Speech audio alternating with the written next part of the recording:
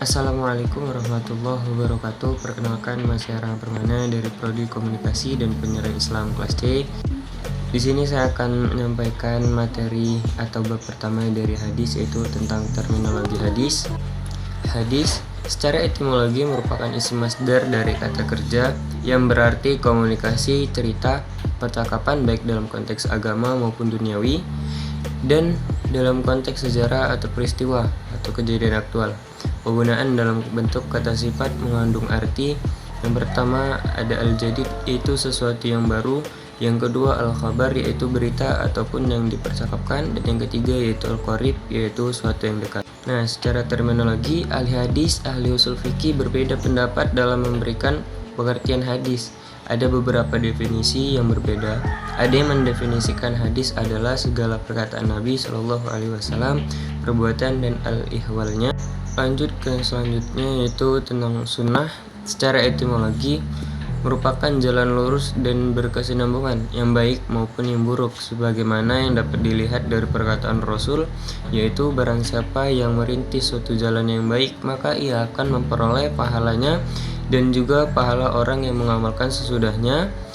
Tidak mengurangi yang demikian itu akan pahala mereka sedikit pun. Dan siapa yang merintis suatu jalan yang buruk, ia akan memperoleh keburukannya dan dosa orang yang mengamalkannya tanpa mengurangi dosa-dosanya sedikit pun. Lanjut ke khabar. Khabar menurut bahasa berarti an-naba, yang itu berarti berita. Sedangkan menurut istilah terdapat 3 pendapat, yaitu khabar adalah sinonim dari hadis, yaitu suatu yang disandarkan kepada Nabi Shallallahu Alaihi Wasallam dari segi perkataan, perbuatan, takrir dan sifat. Yang kedua, khabar berbeda dengan hadis. Hadis adalah suatu yang berasal dari Nabi. Nah, sedangkan khabar adalah berita yang datang dari selain Nabi atas dasar dengan muhaddisin. Nah, yang ketiga, khabar lebih umum dari hadis. Hadis adalah sesuatu yang berasal dari Nabi, sedangkan khabar adalah sesuatu yang datang dari selain Nabi atau orang lain. Pendapat ini, maka seseorang ahli hadis dan ahli sunnah. Lanjut ke atsar. Secara etimologi berarti baqiyat asy-syai', yaitu sisa atau peninggalan sesuatu. Sedangkan menurut terminologi ada 2 pendapat. Yang pertama, atsar adalah sinonim hadis, yaitu segala sesuatu yang berasal dari Nabi Shallallahu Alaihi Wasallam.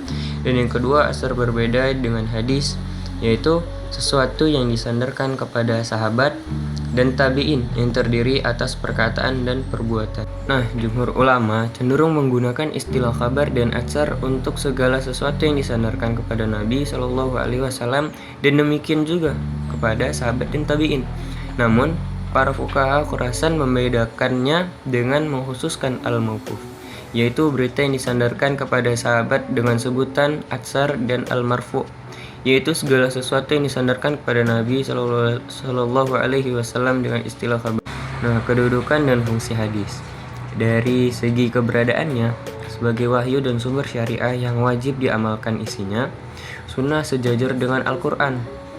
Segi tingkatannya, ia berbeda berdampingan dengan Al-Quran karena ia berfungsi menjelaskan, sebagaimana firman Allah dalam Al-Quran surah An-Nahl ayat 44 yang artinya, dan kami turunkan Az-Zikr atau Al-Quran kepadamu agar engkau menerangkan kepada manusia apa yang telah diturunkan kepada mereka dan agar mereka memikirkan. Nah, kesimpulannya yaitu dari pengertian yang keempat tadi yang terdiri dari hadis, sunnah, atsar, sebagaimana diuraikan tadi, dapat disimpulkan bahwa keempat istilah tersebut pada dasarnya memiliki kesamaan. Maksudnya, segala sesuatu yang datang dari Nabi Shallallahu Alaihi Wasallam, baik berupa perkataan, perbuatan maupun ketetapan. Dan terima kasih. Berikutlah tadi penjelasan atau penyampaian saya tentang materi hadis bab pertama. Saya akhiri, wabillahi taufik wal hidayah. Wassalamualaikum warahmatullahi wabarakatuh.